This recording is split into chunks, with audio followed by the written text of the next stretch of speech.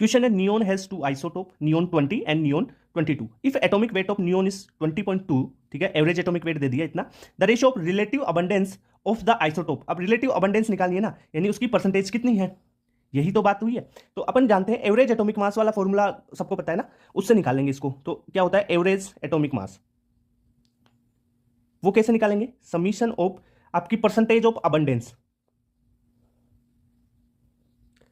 Percentage of abundance into atomic mass, atomic mass, ठीक है, upon क्या आ जाएगा 100 भाई, टोटल 100 है, तो ऐसे करके निकालेंगे। एवरेज एटॉमिक मास दे रखा है 20.2, 20.2। अब देखो पहले नियोन 20 की बात कर रहा है वो, ठीक है, मान लो नियोन 20 को x% मान लेते हैं अपन,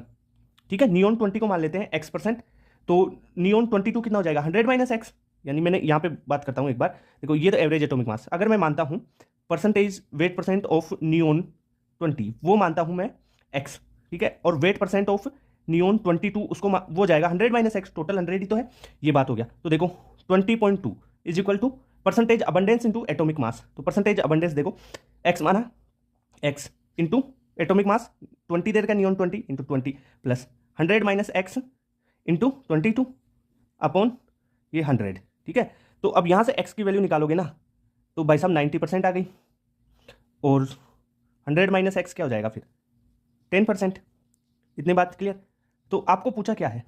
रेशियो पूछा है ना, रिलेटिव अबंडेंस का रेशियो, तो निकाल लेते हैं रेशियो। नियोन 20 की कितनी थी x थी ना, बटा नियोन 22, नियोन 20 की क्या थी x बटा